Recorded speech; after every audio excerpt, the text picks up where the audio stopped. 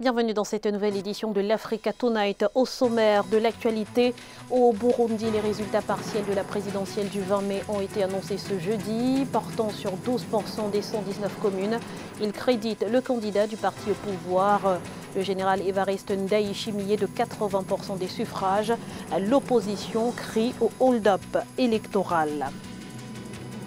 La pandémie de coronavirus faisait craindre le pire pour l'Afrique. C'est plutôt l'inverse qui semble se produire. Dans certains pays comme la Sierra Leone, cela est dû à l'expérience acquise durant l'épidémie d'Ebola. Et puis relativement épargnée mais ébranlée, l'Afrique subit de redoutables contre-coups économiques du Covid-19. Au Cameroun, les autorités planchent d'ores et déjà sur un plan de relance économique. Au Burundi, les résultats partiels de la présidentielle du 20 mai ont été annoncés à la surprise générale ce jeudi. Des résultats partiels portant sur 12 des 119 communes que compte le pays et qui attribuent au candidat du parti au pouvoir, le général Évariste Ndayishimiye, près de 80% des suffrages contre moins de 20% pour son principal adversaire, Agathon Rwasa. Agathon Rwasa qui dénonce d'ailleurs des chiffres fantaisistes. C'est un sujet de la rédaction. Marqué par une campagne électorale sous haute tension, le triple scrutin du 20 mai au Burundi semble connaître une brusque accélération de son calendrier électoral.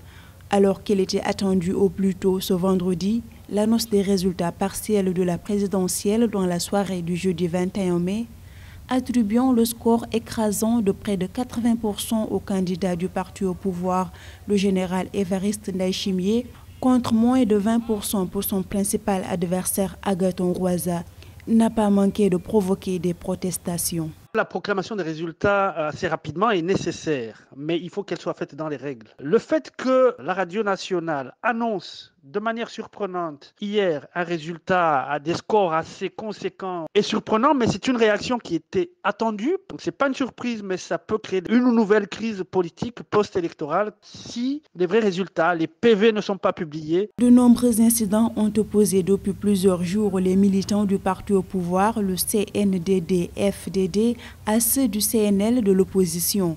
L'opposition estime que cette annonce de résultats en faveur du parti au pouvoir est fantaisiste. Le CNL dénonce une fraude massive dans une élection sans observateur indépendant ainsi que plusieurs irrégularités.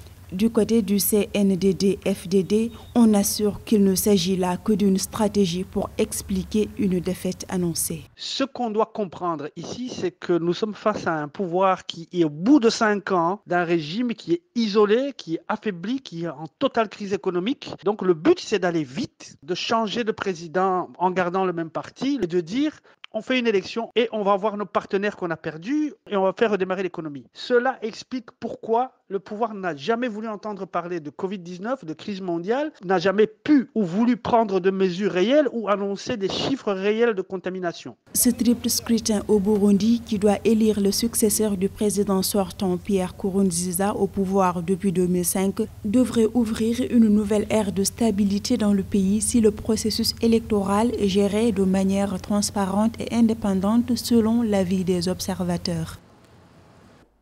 S'appuyer sur l'expérience du passé pour faire face aux défis du présent. La Sierra Leone, qui a été le pays le plus affecté par l'épidémie d'Ebola en 2013, semble aujourd'hui mieux outillée pour faire face à la pandémie de Covid-19.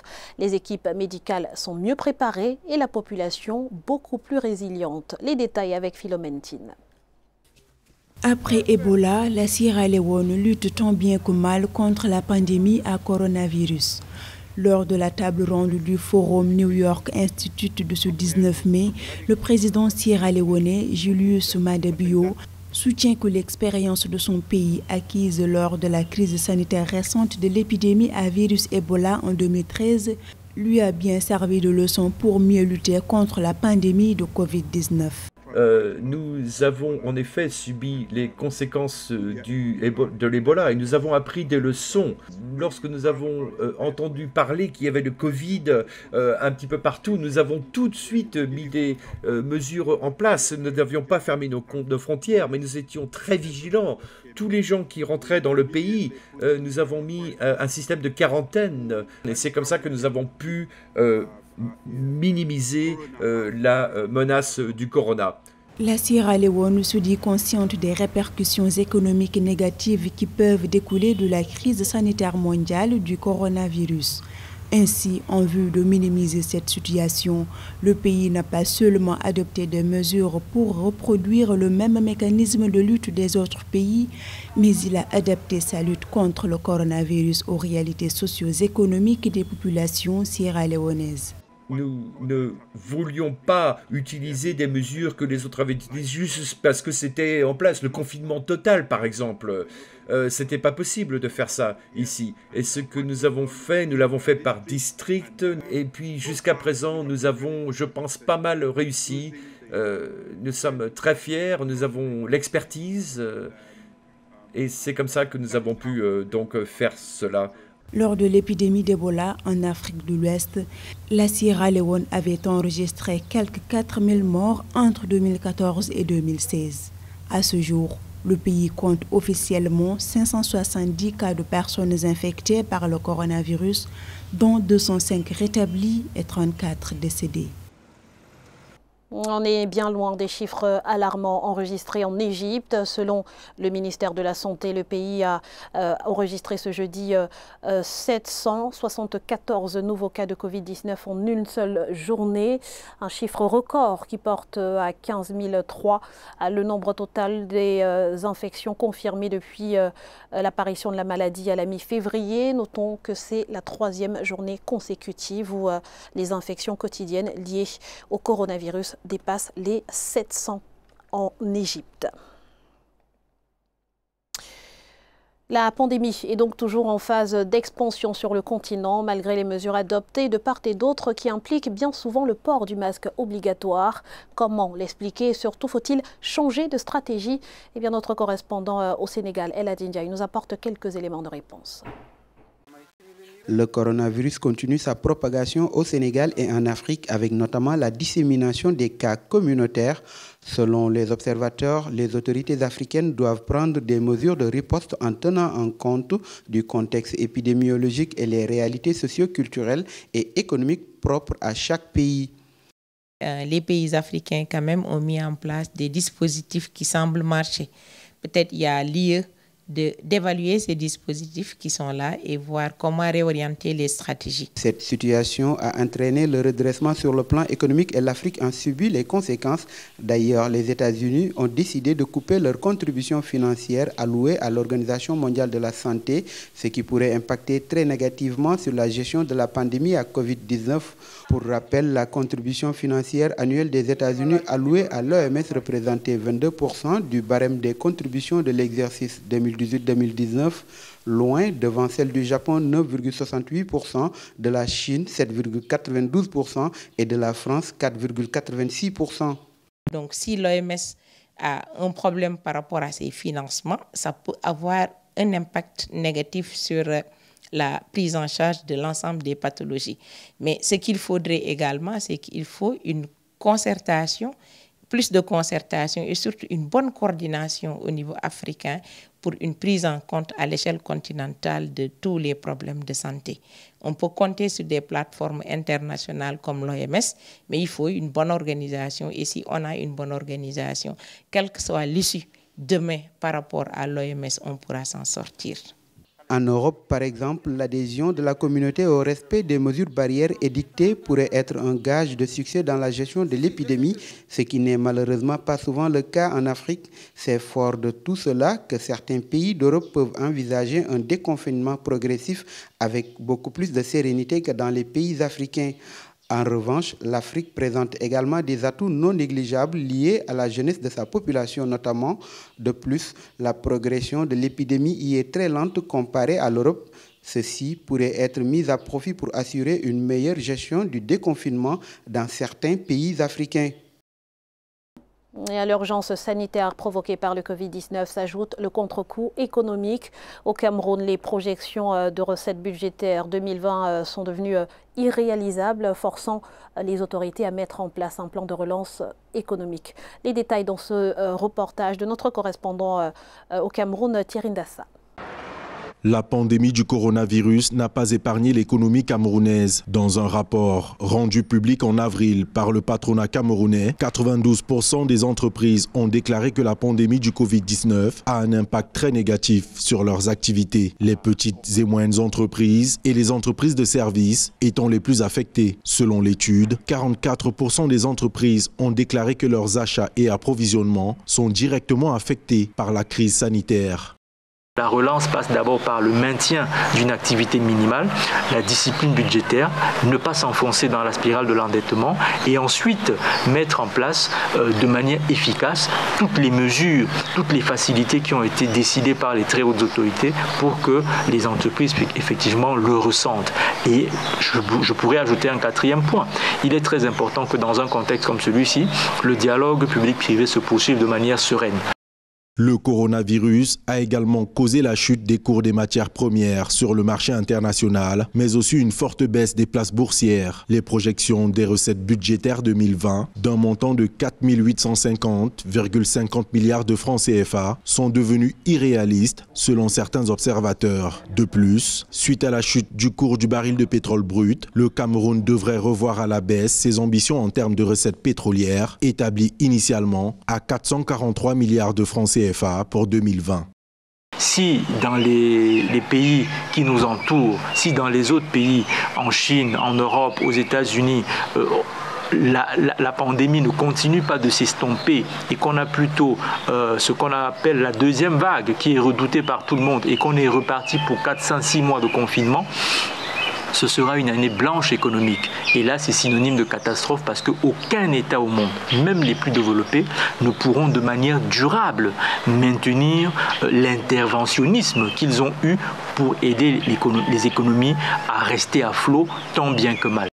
Selon le ministre camerounais des Finances, Louis-Paul Motazé, avec la diminution des échanges extérieurs, les importations vont elles aussi baisser, entraînant ainsi une baisse considérable des recettes douanières. Dans le reste de l'actualité, une lutte efficace contre le réchauffement climatique ne pourra pas se faire sans l'Afrique, car pour atteindre les objectifs environnementaux, la production de minéraux devra augmenter de près de 500% d'ici 2050. La mise à contribution du sous-sol africain est donc incontournable selon la Banque mondiale. Les détails avec Aménédi. Se basant sur les prévisions établies dans le cadre de l'atteinte des objectifs climatiques, limiter le réchauffement climatique passera nécessairement par le sous-sol africain. Une assertion de la Banque mondiale se référant aux ressources à mobiliser, soit par exemple plus de 3 milliards de tonnes de minéraux et de métaux pour limiter la hausse de la température du globe à 2 degrés Celsius. L'Afrique, comme c'est connu de tous, est un acteur à moindre échelle en termes de pollueurs. Par contre, elle subit plus.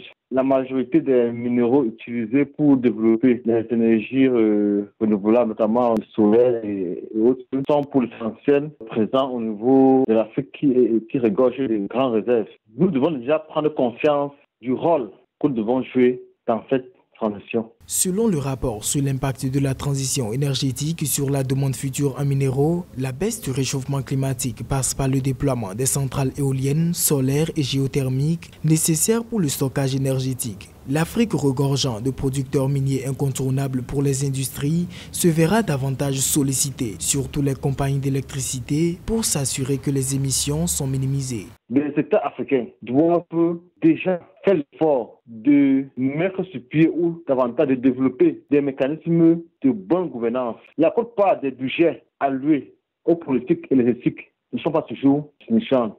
Il faudrait qu'on évite cette habitude malheureuse que nous avons de pouvoir exporter nos minerais encore à l'état brut. Pour répondre à la demande en vue d'atteindre les objectifs pour 2050 en matière de climat et d'énergie, la production de minéraux tels que le graphite, le lithium et le cobalt devra augmenter de près de 500% d'ici à 2050 par rapport au niveau de 2018. Le secteur de la transmission électrique bientôt ouvert aux investisseurs privés en Ouganda, une libéralisation qui permettra l'afflux de capitaux pour la construction d'infrastructures nécessaires à l'acheminement. Il faut dire que le pays accumule actuellement un excédent de production de 450 MW en raison du faible développement de son réseau électrique. Plus de précisions avec Aïssa Toubari. En Ouganda, les autorités s'apprêtent à ouvrir le secteur de la transmission électrique aux investisseurs privés. À travers cette libéralisation, le pays compte mettre en place un système permettant d'écouler sa production électrique. Les fonds nécessaires à ces travaux d'infrastructure sont supérieurs aux réserves nationales en devises étrangères qui sont d'environ 3,3 milliards de dollars selon Bloomberg. Le gouvernement explore actuellement la possibilité d'ouvrir la transmission électrique à l'investissement privé. Nous avons plusieurs centrales en cours de développement et nous avons besoin de nous assurer qu'il y a assez d'infrastructures électriques pour acheminer cette énergie vers le consommateur. Le gouvernement a en effet procédé à la privatisation partielle de ces deux segments au début des années 2000. Selon l'Autorité nationale de régulation du secteur électrique, au moins 2,5 milliards de dollars devront être investis dans les infrastructures de transmission au cours des 7 prochaines années. Construire un barrage de production d'énergie électrique, entretenir les conduites forcées de ce barrage, ça coûte de l'argent. Transporter maintenant ces maillons que je viens d'indiquer concernant le secteur de l'énergie électrique nécessitent énormément de l'argent pour leur suivi, d'ailleurs pour leur fonctionnement normal. Donc, de mon point de vue, que le gouvernement actuellement pense à solliciter le secteur privé, je crois qu'il était temps. Ce d'autant plus que l'année dernière, par exemple, l'Ouganda a exporté dans les pays voisins 320 mégawatts d'énergie électrique, alors que le pays a un taux d'électrification de 26% seulement. La puissance électrique ougandaise est prévue pour croître de 55% et atteindre 1825 MW au cours de cette année avec l'entrée en service des nouvelles centrales. Le pays a actuellement un excédent de production de 450 MW à cause du faible développement de son réseau électrique et du coût élevé de l'électricité. Ce journal a été réalisé par l'ensemble de la rédaction. Merci pour votre fidélité. Restez sur Africa 24, l'information continue.